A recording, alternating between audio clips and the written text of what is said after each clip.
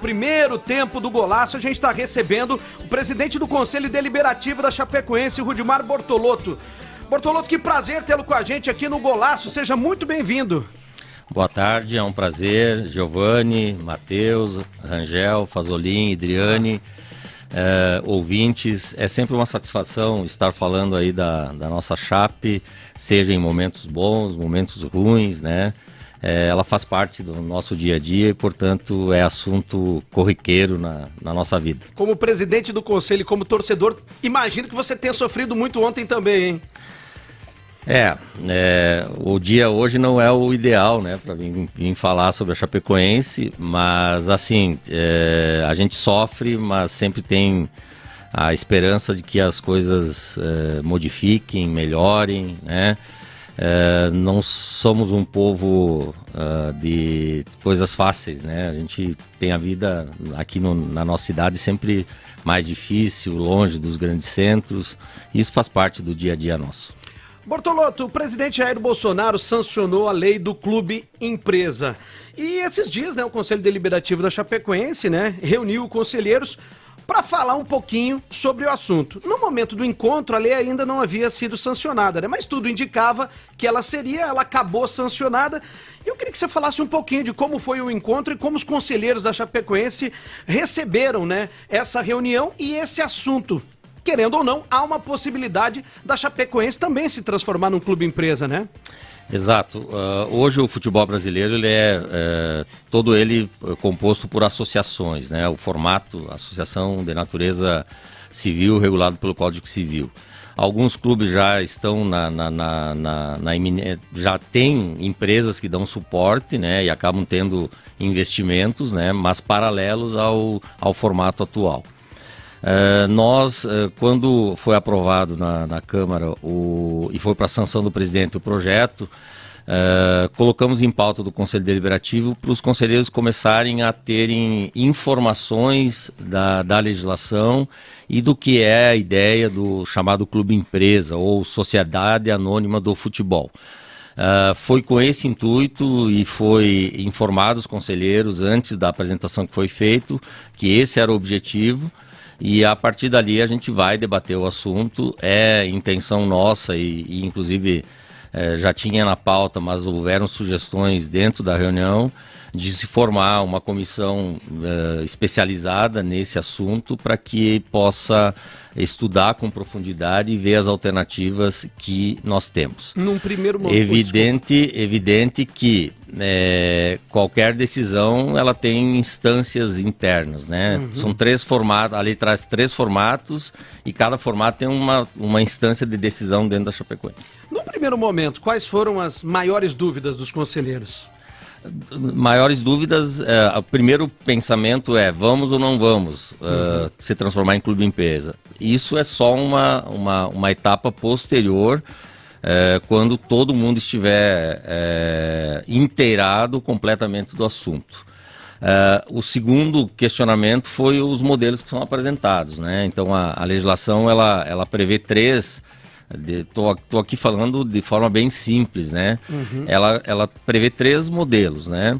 Um modelo, começando de baixo para cima, né? Um modelo onde você constitui uma sociedade anônima de futebol e faz a parceria com a associação. Permanece íntegra a associação e tem uma empresa de suporte que trabalha conjuntamente, que seria uma parceria. O segundo modelo, que é um modelo intermediário, nesse primeiro modelo, no Estatuto da Chapecoense, nós teríamos a deliberação do Conselho de Administração, né? É a base, digamos, executiva, né? No segundo modelo, nós temos uma forma híbrida, onde se secciona o departamento de futebol e esse departamento de futebol vira uma sociedade anônima de futebol e a associação continua existindo. Nesse modelo, pelo Estatuto da Chapecoense, a deliberação é do Conselho Deliberativo. Por quê? Porque ali prevê possibilidade de participação acionária do clube na sociedade anônima e, se for mais do que 10%, o clube tem direito a veto a determinados assuntos. Por exemplo, a cidade de manutenção do time, o nome, o uniforme, a lei especifica isso. essa deliberação seria em nível de conselho deliberativo. E tem o terceiro modelo, que é o modelo o mais amplo, é a transformação da associação numa sociedade anônima de futebol. Simplesmente modificaria o modelo jurídico, né? Hoje, uma associação regulada pelo Código Civil passaria a ser uma sociedade anônima regulada pela lei das SAs. Nesse modelo, passa a não existir mais a Associação Chapecoense de Futebol, e essa SA do futebol incorporaria todo o patrimônio ativo, passivo, né? E somente nós teríamos controle de alguma coisa dentro dessa sociedade anônima se houvesse acordos de acionistas que garantissem determinados conceitos, por exemplo, a manutenção da cidade-sede, do nome e assim por diante. Então vejam que são, nesse caso, nessa terceira hipótese, pelo Estatuto da Chapecoense, é uma Assembleia Geral, e a Assembleia Geral daí envolve os sócios, tá? Os sócios em dia com suas obrigações, e os chamados sócios contribuintes, além do Conselho Deliberativo, evidente. Odmar, seja bem-vindo ao Golaço. É um assunto bem complicado, né? E é um assunto que a gente ainda está tateando, né? Porque o Brasil tem apenas 3 clubes que são realmente clubes empresa, né? Botafogo, o Bragantino e também o Oeste, se não me engano, né? Lembrando que o Botafogo, ele está embrionário. Isso, ainda, né? Exatamente. O clube empresa realmente que está aqui no modelo de gestão é o RB Bragantino, né? Que teve o problema em relação ao seu escudo e alguns elementos das suas cores, né? O RB Bragantino, ele deixou de ser o Bragantino preto e branco para ser o Bragantino vermelho, amarelo e branco, que é o símbolo da Red Bull. Então, baseado nisso, alguns torcedores começam a ter um pouco de medo, né? Como a Chapecoense vai mudar a cor, vai mudar a cidade. Como você falou, existem alguns modelos aí de gestão previstos na lei. Eu dei uma estudada nesses modelos e na Alemanha, o modelo híbrido, que é o segundo modelo que você colocou, é o modelo mais utilizado. Os clubes detêm mais de 10%, né, nessa porcentagem aí, para justamente ter esse, não é um benefício, mas esse direito de manter algumas situações. Em muitos casos, na Espanha e também na Inglaterra, o conselho vota até no presidente. Então, pensando com a cabeça da Chapecoense, de Chapecó, o que você imagina que seja o modelo mais adequado para a Chapecoense, se existir um modelo mais adequado, obviamente?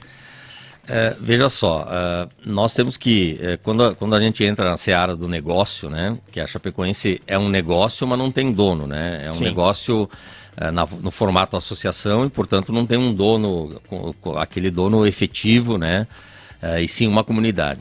Quando a gente pensa na associação, vem em mente essas questões, né, de manter determinadas condições e tal. Quando nós pensamos no investidor que vai pôr dinheiro aqui, é exatamente o contrário. Quanto menos amarras ele tiver, melhor é o rendimento, é o investimento dele. Então, o fato é nós encontrar esse equilíbrio. Tem que ficar bom para os dois lados, tem que ficar bom para os dois lados. Porque se você fechar muito a porta, você espanta o investidor. Se essa for a decisão, estamos aqui pressupondo a ideia de que seria aprovado o clube empresa. Então, se você fecha muito a porta, tu espanta o investidor.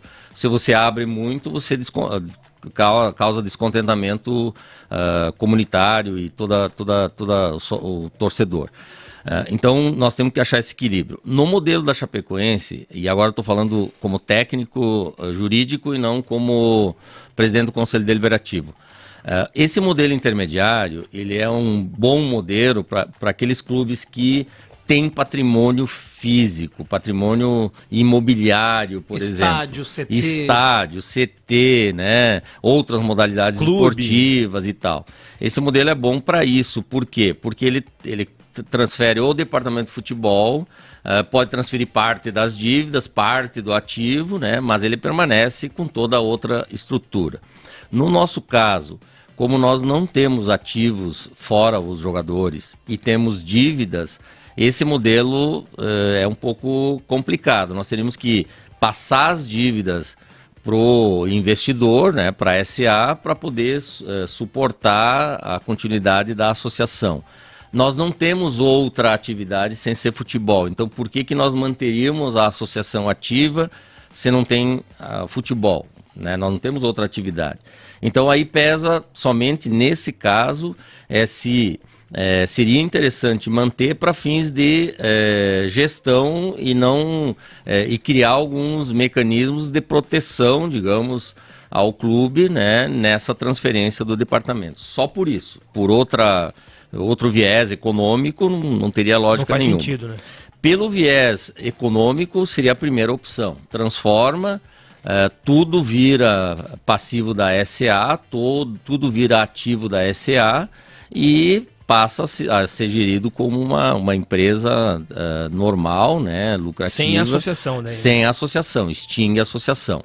Nesse modelo é aquilo que eu falei, economicamente é muito melhor, mas tem essa questão das garantias enquanto comunidade. Aí nós teríamos que ter uma complacência do investidor e dos acionistas em concordar, né, com cláusulas de acionista, que é um acordo paralelo, né, mantendo determinadas garantias.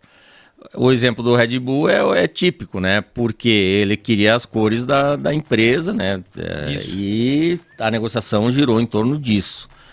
Poderá acontecer aqui? Poderá, né? Poderá vir uma empresa que a cor predominante é a azul, né? E ela impõe a condição, tá? Então tudo isso tem que ser pesado, tudo isso tem que ser analisado em que circunstância vai ser decidido e não é a vontade individual do presidente ou de algum conselheiro, de algum sócio, é a vontade coletiva. Então, se houver uma deliberação favorável, vai-se por esse caminho. Se não tiver... A maioria vence, né? A maioria vence. Eu li a lei, não li a fundo, né, obviamente, mas eu li um pouco da lei e a lei ela tem algumas cláusulas ali dizendo exatamente sobre isso, que há uma proteção e pode ser criada uma proteção jurídica ao clube para que a cor não mude, para que a cidade sede não mude, para que o símbolo não mude, né?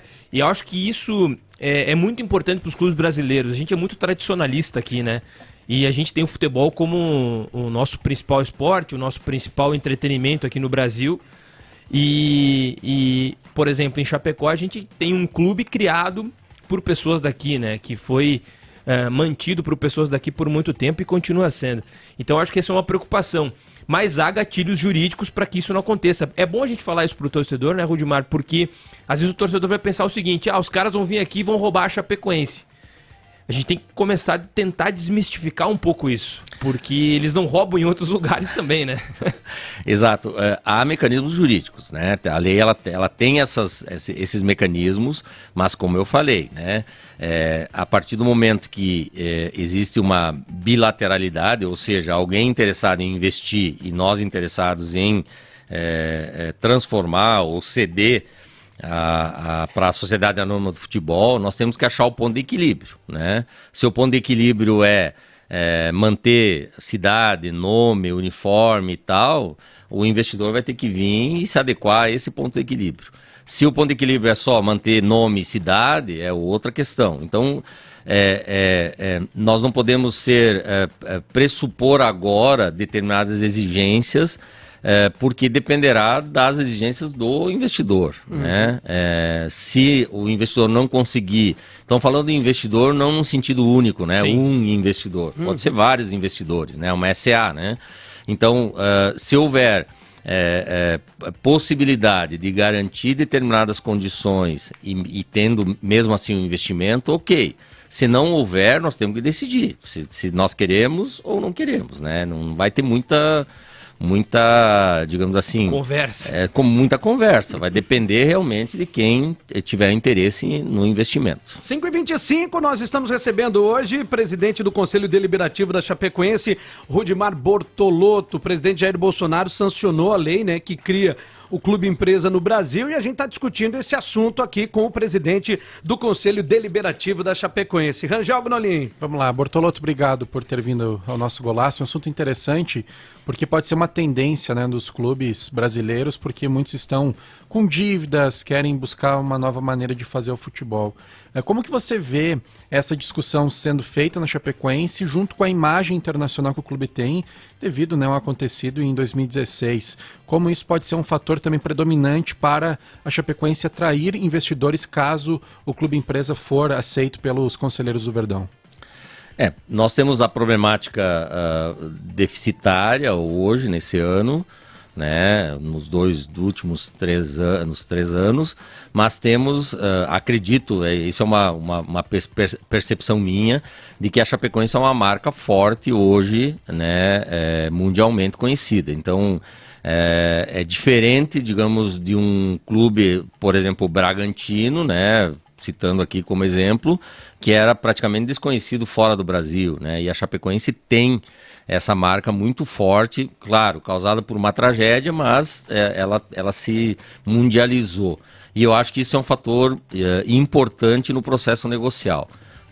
Quando você tem a hipótese de um clube pequeno, uma dívida não muito grande comparado com outros clubes, uma marca forte, né? Eu acho que é um chamariz para investimentos, né? Essa é uma percepção falando no mundo de negócios, não no mundo do futebol, né? Então, mesmo que a gente tenha, digamos, e também na posição dentro do Campeonato Brasileiro, né? O investidor não vai investir numa série, lá um time que está na série D para poder galgar a C, a B e a A, né? Então isso também eu acho que é um fator importante. Bortolotto, 5h27, eu queria ouvir a tua opinião sobre como você vê os pontos positivos e os pontos negativos de se virar um clube empresa, porque afinal de contas, na cabeça do torcedor muitas vezes pode passar o seguinte: poxa, os caras vêm com grana, vão botar grana na Chape, a Chape vai virar um PSG, daqui a pouco nós vamos ter, né? O Neymar aqui. Eu não digo Neymar, mas assim, poxa, daqui a pouco a gente vai estar podendo um Claudinho disputar com o Flamengo, com o São Paulo, com o Palmeiras a contratação de determinado jogador. Como tudo na vida, a gente tem pontos positivos e pontos negativos. Eu queria que você explicasse o que você vê de positivo em se virar um clube empresa e o que você vê de negativo. Se é que você vê alguma coisa nesse sentido. De positivo, eu acho que a estabilidade econômica do clube. Eu acho que isso é importante. A Chapecoense, ela tem, ao longo dos seus 40 e poucos anos, essa instabilidade, né? Nós já tivemos isso, é histórico, né? Então tem altos e baixos. Ela entrou num período aí de ascensão, mas agora já está num período já de dificuldade, e isso é histórico dentro da Chapecoense, quem é mais antigo em Chapecó. Então essa questão de estabilidade econômica, de modelo de gestão, né? Porque uma sociedade anônima do futebol é regida pela lei das SAs, e portanto tem uma rigidez um pouco maior em termos de atos e publicações e todo o contexto legal, tá? A possibilidade de trazer dinheiro novo, né, para Chapecó. Aqui muito se tem a região como investidora do clube, né? Temos quase nada de patrocinadores externos, né? Tudo é da nossa região. E também a questão da própria organização, né, dessa gestão e o retorno, né, que isso vai dar ao investidor. Também nós temos como vantagem, falando de marca, né, nós temos como vantagem que nós temos a base reconhecida, nós somos um clube formador. Né? Isso para o investidor é muito importante, né? Porque ele tem já todo um estágio, né, que ele não precisa fazer no futuro. Passar por aquele processo. Exatamente. Desvantagens, né? Desvantagens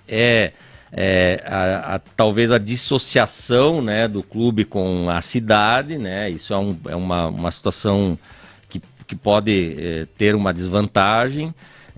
A desvantagem é nós ser uma cidade pequena, fora dos grandes centros, onde os investimentos e as oportunidades são muito mais, tem mais dificuldade. Por exemplo, hoje, se tivesse jogo hoje, o avião não desceu, né? Então é um exemplo, né? E a gente sofre por isso. E vejam só, não é porque os outros aeroportos não fecham, né? Há aqui abrindo um parênteses, né?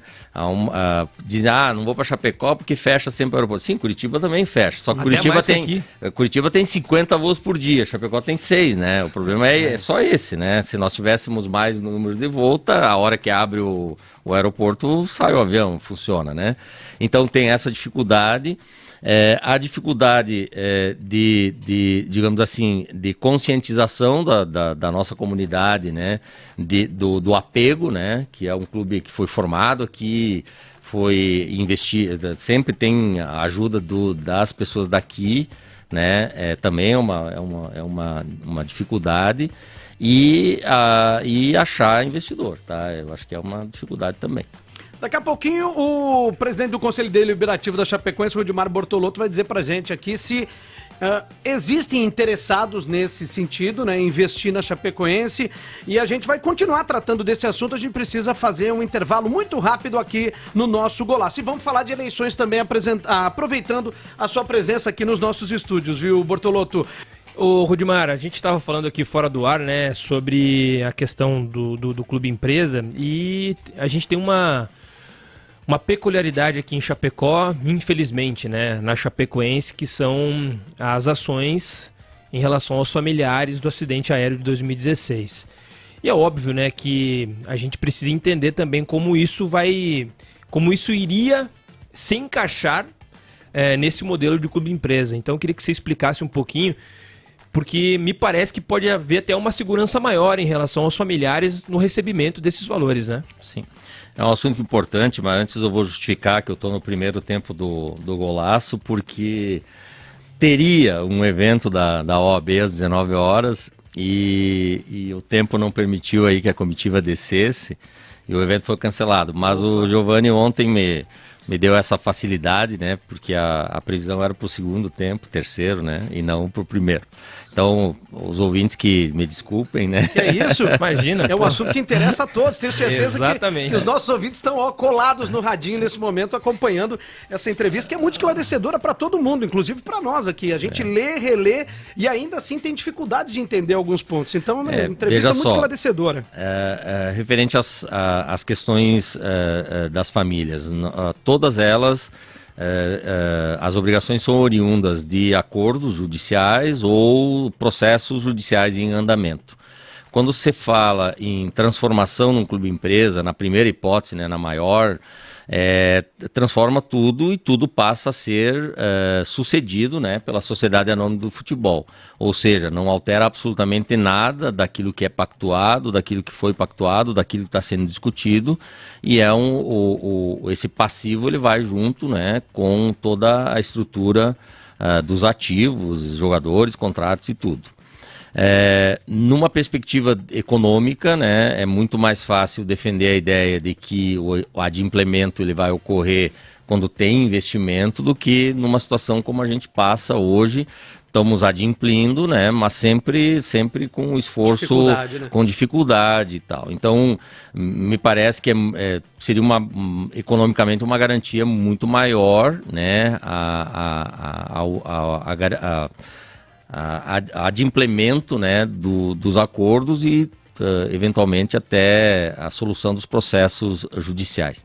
Evidente que também entrariam os processos judiciais a favor, né, que a Chapecoense tem ações judiciais em andamento, também se houvesse retorno dessas ações seriam revertidos integralmente. Se for a segunda hipótese, aquela pergunta assim, vai manter a dívida na Chapecoense e o futebol no investidor? Me parece que é uma possibilidade imprópria, né, que não teria como aceitar, porque toda a atividade da Chapecoense é o futebol. Então, se tu tira a principal atividade, você não tem como garantir continuidade e a SA do futebol passar valores à Chapecoense fica muito complicado. Então, me parece que nesse tipo de negociação, e é uma opinião muito preliminar, né, teria que entrar também as garantias passivas, né, do passivo, né, o adimplemento do passivo para também a Sociedade Anônima do Futebol. Então, eu teria muito mais tranquilidade em ter uma empresa com uma gestão profissionalizada, com dinheiro de investidores, para garantir essa continuidade dos acordos, do que nós estarmos numa situação sempre correndo atrás da máquina. Então, me parece que é muito melhor, né, para a situação, para os reflexos do acidente, né? Imagino que essa seja uma curiosidade do nosso ouvinte também. Bortolotto, quanto é que custa a Chapecoense? Qual é o valor da marca Chapecoense? Vamos imaginar aqui que o Daniel faz o link de nós aqui. É quem mais tem dinheiro, que ele está sentado agora ouvindo a Oeste Capital. Isso é mentira. E ele está interessado em investir na Chapecoense agora, né? Que foi sancionada a lei do Clube Empresa no Brasil. Daqui a pouco a Chapecoense pode caminhar para esse rumo aí. Tem um valor definido já? Não tem? Não tem. Na realidade, isso são critérios econômicos, né, de empresas especializadas. Em 2009, nós fizemos um valuation da Chapecoense. Inclusive, dentro do valuation, era para esse ano aqui ainda estar na Série B, né, e não na Série A, né? Então, vejam que houve uma coisas andaram mais rápido, já fomos e voltamos. Né? Mas tivemos um valuation, só que como é um documento sigiloso, a empresa está sob o regime de sigilo, porque ela andou transmitindo isso para determinados investidores lá em 2019, eu não tenho como avançar no valor. Mas eles contabilizam ativos, perspectiva de posição no campeonato, histórico, valor da marca, valor eletrônico, né, digital, né, de acessos nas redes sociais. Tem todo um contexto, e a própria dívida, né? Então, quando você fala no valor, você tem que pôr o valor menos as dívidas, é o resultado, né? Não é uma coisa. Só que tem que pensar o seguinte: quem ganharia com isso? Ninguém. É só os credores, né? Nós não ganharíamos com isso. Você, torcedor, né? Porque a associação, ela não tem distribuição de lucros, né? Ela não dissolvida, ela não reverte patrimônio para os seus sócios, né? Então, esse é o modelo da associação. Então, o que nós teríamos que preservar é toda a condição da sociedade chapecoense. O que a sociedade chapecoense pensa em relação à Associação Chapecoense de Futebol, e no momento da deliberação, se houver, é preservar isso que é caro, digamos que seja os valores da comunidade chapecoense dentro da negociação. É isso que nós temos que preservar, porque resultado econômico para alguém, só para quem é credor, que terá mais, digamos, chances de receber os seus valores, né? E existe até a possibilidade, por exemplo, de o credor virar investidor, né? Por exemplo, eu tenho um crédito na Chapecoense, eu quero transformar em ações na sociedade anônima. É evidente que nós temos que ter a lei societária, que o capital social ele tem que ser positivo, não poderia simplesmente transformar valor de dívida em investimento. Mas o credor pode, digamos assim, o investidor pode dar a opção do credor em transformar isso em participação. E outro aspecto que quando agora já emendando aqui, eu esqueci na questão das vantagens. A lei ela cria uma moratória, né? Ela tem uma tributação crescente, né? Então ela começa com uma tributação menor e depois estabiliza, né? Num percentual e definitivo. É menor que empresas, né? É melhor que empresas e pior que a associação, porque Isso. a associação não tem tributação, né? Pelo menos as tradicionais, né? Então ela cria essa tributação diferenciada e ela cria uma moratória, né? Como se fosse uma espécie de recuperação, o atual conceito da recuperação judicial, né? Ela dependeria de um acordo com credores e tal para parcelamento e comprometimento de um percentual da receita X para poder arcar com as dívidas. Então, isso é também uma grande vantagem, né? A gente tem visto aí nas recuperações judiciais muitas empresas ressurgindo, né? Pela digamos assim, possibilidade, né? De acordo com credores e parcelamento de dívidas, né? Bortolotto, quem chegar primeiro vai beber água limpa, né? Teoricamente. Vai pegar o dinheiro de Malta. Teoricamente, né? Não, o que eu quero saber é o seguinte, a Chapecoense ela vai caminhar nesse rumo e quanto tempo demora para a Chapecoense poder se encaixar nesse segmento aí do Clube Empresa? Eu me parece que enquanto dirigente, eu não tenho como não colocar em pauta esse assunto, né? Então, sob a perspectiva do Conselho Deliberativo, enquanto presidente do Conselho, o assunto vai entrar em pauta. O resultado dele é uma consequência do que for decidido, né? do que a maioria decidir. Mas me parece que seria um desleixo, né, enquanto dirigente, não colocar em pauta. E a melhor forma de colocar em pauta é esclarecendo todas as possibilidades que existem, fazendo um estudo, e isso já está em pauta, nós montarmos uma comissão especializada e até, eventualmente, a contratação de uma empresa especializada para fazer o acompanhamento, tá? Para que as coisas, realmente a decisão seja consciente, né? E não haja daqui a alguns anos a cobrança de que, porque se tivesse sido diferente, isso ou aquilo. Então, o assunto vai entrar em pauta. O resultado final é que a gente não sabe como vai se comportar. Ele anda rápido ou ele é um processo mais demorado? Ele anda na rapidez que a gente desejar, né? Se as coisas forem andando conforme o planejado, pode ser muito rápido, tá? Mas isso depende, né? Porque quando você trata com um universo de mais de 200 pessoas, que é o Conselho, e um universo se abrir, a necessidade de fazer a Assembleia Geral, poderá ter a participação de sócios, isso pode complicar um pouco, né? Ô, Rudimar, para eu finalizar sobre o Clube Empresa da minha parte, muitos investidores, eles, e no futebol brasileiro eu acho que vai ser muito isso também, porque no futebol brasileiro, o brasileiro consome um futebol diferente do europeu, né? Compra menos camisa, tem mais pirataria, vai menos ao estádio, até por uma questão econômica e tudo mais. Os investidores geralmente utilizam do estádio e das suas dependências para você ter maior renda, né? Então você vai ter o bar do clube, né? Você vai ter as lojas dentro do estádio. Chapecoense não tem estádio, né? Chapecoense não tem como um investidor vir usufruir disso durante um campeonato brasileiro de Série A. Então as possibilidades elas são um pouco menores em relação a isso. Mas há uma possibilidade de fazer uma PPP com a prefeitura. Isso é possível.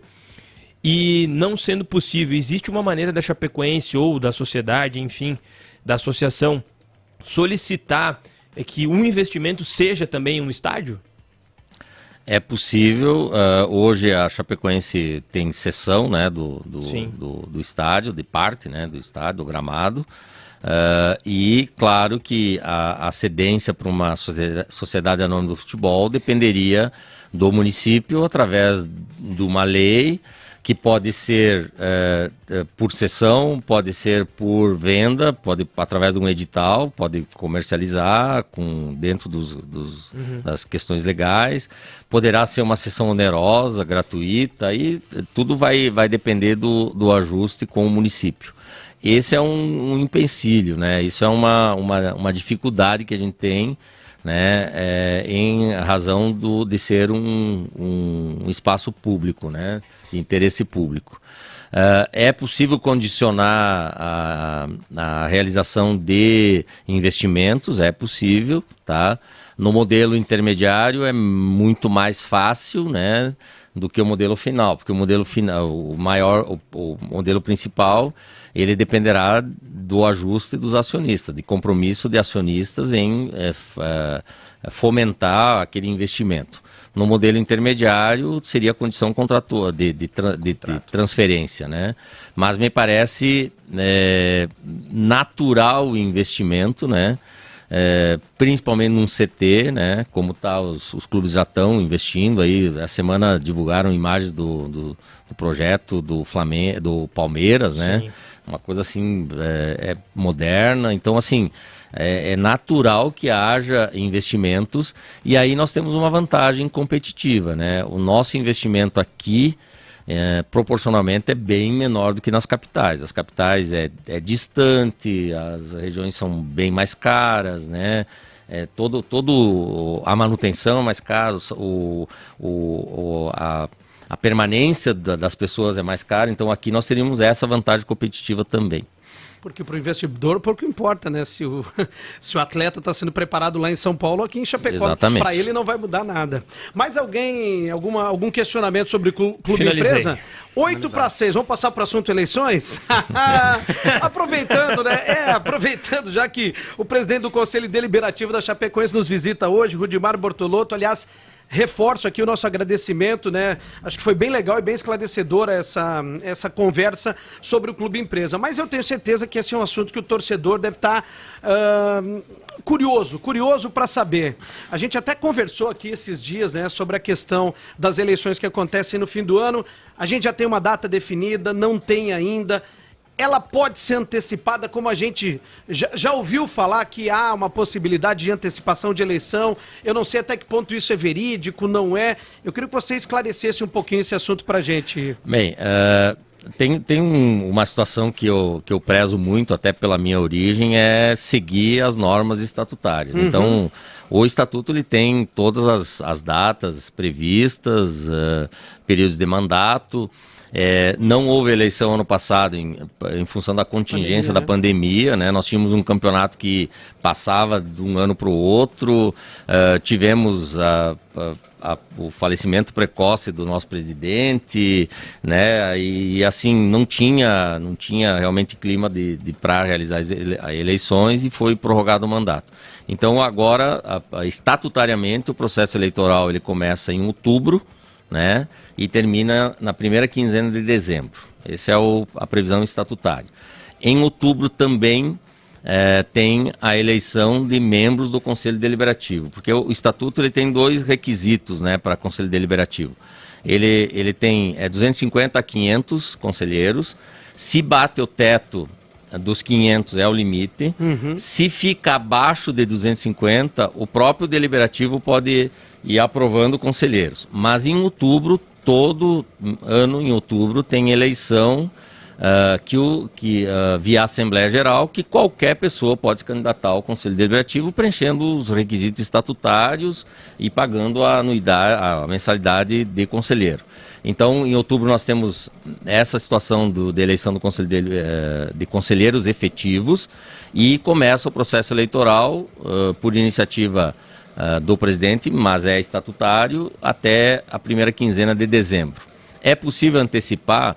Sim, desde que haja uma deliberação prevista, né, extraordinária do Conselho Deliberativo. Uhum. E desde que os atuais dirigentes, que possuem mandato até 31 de dezembro, entendam isso possível, né? Uhum. Porque senão nós teríamos que entrar num processo de destituição.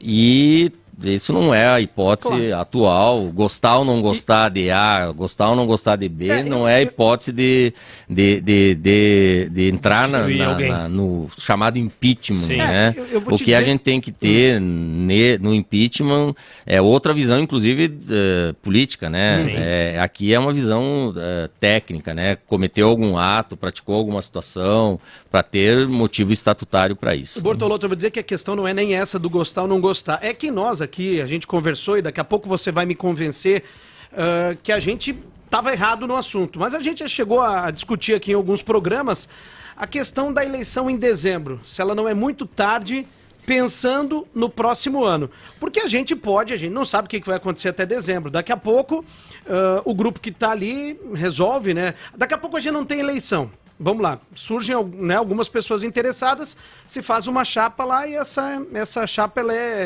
eleita por aclamação. Daqui a pouco o Rangel resolve fazer uma chapa lá e bater chapa com o grupo atual, né? E a gente pode ter uma eleição. E o ganhador da eleição pode não ser o grupo atual que está aqui. Então a gente até discutiu isso aqui esses dias no programa. Poxa, será que nós vamos deixar para pensar na temporada 2022 só depois da eleição em dezembro? Porque, afinal de contas, não adianta quem está aqui pensar se quem vai assumir daqui a pouco pensa de maneira diferente. E pode mudar tudo, né? Foi nessa questão, não é nem o gostar ou não gostar de quem está aí. né? É que quando se alterou o estatuto, houveram propostas de flexibilizar a eleição e jogar elas para março, para maio, né? O problema é que o calendário do futebol, ele cria o mesmo problema. Tu elege a diretoria para começar em março. Tu quebra no meio, porque o campeonato catarinense já tem que decidir final do ano. Em março já tem que ter um time mais ou menos alinhado para maio começar o campeonato nacional. Vamos jogar nessa época do ano aqui, né? Setembro, outubro. O time ele regula a crítica e digamos assim, o compromisso, tudo regula pelo sucesso do futebol, né? Agora, num momento desse, é o momento de fazer uma eleição, né? Tem que pesar. É melhor fazer uma eleição com uma condição já definida ou uma eleição numa condição absolutamente dissociada do contexto geral. Então, houveram todo que tipo de proposta e ainda se entendeu que né, o caminho seria em dezembro, primeira quinzena de dezembro, então teria ainda o período final de dezembro, início de janeiro, para se trabalhar sobre isso, mas a perspectiva que tenho pensado e transmitido para os membros do Conselho de Administração é de que a Chapecoense ela peca num detalhe. Ela tem que ter um planejamento a médio e longo prazo. Ela não pode ser planejamento de governo. Ela não pode ser planejamento de prefeito, né? Eu vou fazer o que está possível no meu mandato. Não temos uma gestão profissional. Nós temos uma gestão muito mais política institucional, né? Não política partidária, né? Mais política do que de gestão. Antecipar as eleições é um assunto que pode ser provocado tem provocações estatutárias por conselheiros, mas até agora oficialmente ninguém utilizou dos mecanismos legais, né, para provocar uma discussão eleitoral. E como sou bastante legalista, né, eu enquanto presidente vou seguir o estatuto. Se houver qualquer intercorrência no meio do caminho, a gente vai administrar. Eu falei que a questão maior é essa mesmo, essa questão de pensar... Planejamento, né? O planejamento, exatamente, para que ele não fique tardio como ficou esse ano, né? Esse ano a gente se perdeu aí no planejamento e a gente está colhendo os frutos que foram plantados lá em função desse planejamento que não foi bem feito. Então, meu questionamento foi mais em cima disso, não é nem o gostar ou não gostar de quem está nesse momento, né? Não, em absoluto. É que o tema ele tá no dia a dia, está na pauta. Não é tão simples, né? A gente não pode ser terra de ninguém, né? Vamos fazer isso, vamos fazer aquilo. Tem os mecanismos legais, tem um estatuto. Eu acho que, por mais que se questione posicionamento de A, B ou C, as pessoas têm mandato e, portanto, elas dispõem do mandato. Se elas entendem renunciar, ok. Agora, se elas não entendem renunciar, é uma prerrogativa delas. O Conselho pode destituir? Pode, desde que tenha um motivo justificável. Então, tem os mecanismos que pro público externo parece assim, estão utilizando... Faz assim que é fácil. Faz assim que é fácil. Não é tão fácil, né? A gente tem que ter respeito, né, àquilo que está previsto, respeito aos mandatos, né? As pessoas estão ali... que nós, né, estamos imbuídos, investidos num cargo, né, e que tem um período de mandato, né. Se eu renunciar é uma opção minha, né, ou se eu me afastar é uma opção minha, né. Rudimar Bortolotto, presidente do Conselho Deliberativo da Chapecoense. Foi um prazer tê-lo com a gente aqui no Golaço. Portas abertas. Volte sempre que possível. É sempre bom conversar contigo e foi muito legal. Acho que foi bem esclarecedor o nosso papo aqui sobre o Clube Empresa. Estou à disposição. Estamos tentando aí nesse ano, o ano passado fomos um pouco prejudicados, mas esse ano tentando esclarecer mais o torcedor, a comunidade sobre os procedimentos, inclusive se acompanharem a página da transparência lá no site do clube, tá todas as deliberações do conselho estão lá, as demonstrações econômicas, financeiras.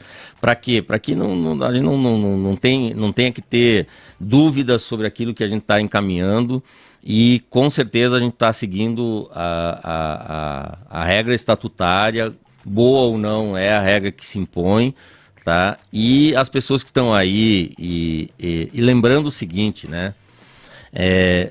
O torcedor ele não imagina, né? Mas eu que sou presidente do Conselho Deliberativo, que tem uma função mais estrutural do que executiva, né? Estrutural. Eu gasto em torno de 20 a 30 horas semanais para Chapecoense, voluntariamente, né? Gastando combustível, hora de trabalho, muitas vezes material de expediente, né? Voluntariamente. Imagine um gestor executivo, como é o presidente do Conselho de Administração, quantas horas ele dispõe e todos os vices. Então, assim, não é uma desculpa, muito pelo contrário. Mas quem está ali está porque tem vontade de fazer a coisa certa, tem vontade de acertar. Às vezes não consegue, infelizmente não consegue. E esse é um outro mecanismo que vai entrar em discussão, porque na Sociedade Anônima de Futebol tem o Conselho de Administração remunerado, tem a diretoria executiva remunerada. Mas aí tem que ter estrutura financeira, né, para fazer isso. E não estou dizendo que sou contra ou a favor da remuneração. Hoje o Estatuto proíbe remuneração. Esse é o detalhe.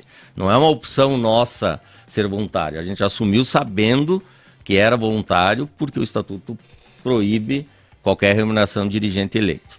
Muito obrigado, estou sempre à disposição e, independente de participar do programa, se tiverem alguma dúvida, por favor, acionem, que se não for fofoca, for dúvida, a gente vai responder. Boa. Fofoca a gente não responde para repórter, mas dúvida a gente responde, tá bom? Isso aí.